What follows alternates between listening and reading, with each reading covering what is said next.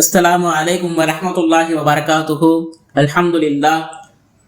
இந்த புனிதமிகு மெஹராஜினுடைய இரவை இறைவன் நம் அனைவரையும் அடைய செய்தான். இறைவனுக்கே புகழனைத்து வருத்தாகட்டுமாக. அல்ஹம்துலில்லாஹ்.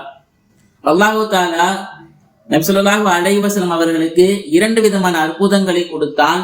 ஒன்று திருக்குரான், இரண்டாவது இந்த மெஹராஜினுடைய இரவு. அல்லாஹு தாலா இந்த இரவின் பயணத்தை ஏற்படுத்துவதற்கான காரணம் என்ன? முதலாவதாக காரணம், நபி ஸல்லல்லாஹு அலைஹி வஸல்லம் அவர்கள் குடும்பத்தில் தொடர்படியான மரணம். 25 ஆண்டுகள் உடன் வாழ்ந்த கதீஜா ரலியல்லாஹு அன்ஹா அவர்கள் மரணித்தார்கள். பிறகு அபூ தாலிப் ரலியல்லாஹு அன்ஹு அவர்களும் மரணித்தார்கள்.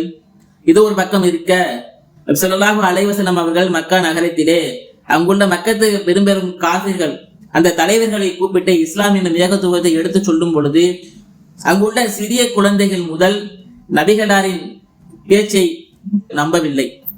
அங்குள்ள சிறு பிள்ளைகள் முதல் வரையிலும் நபிகளாரை கல்லால் அடித்தும் சொல்லால் அடித்தும் அந்த ஊரை விட்டு சுமார் 3 கிலோமீட்டர் தொலைவிலே நபிகளாரை விரட்டி அடித்தனர்.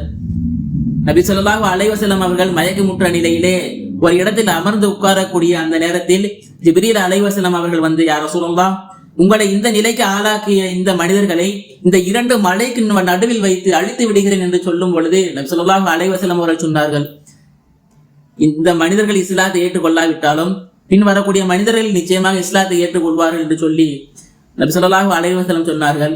இப்படிப்பட்ட சூழ்நிலையில் தான் இறைவன் நபிகளாருக்கு ஆறுதல் கூறுவதற்காக இறைவன் இந்த பயணத்தை ஏற்படுத்தினான்.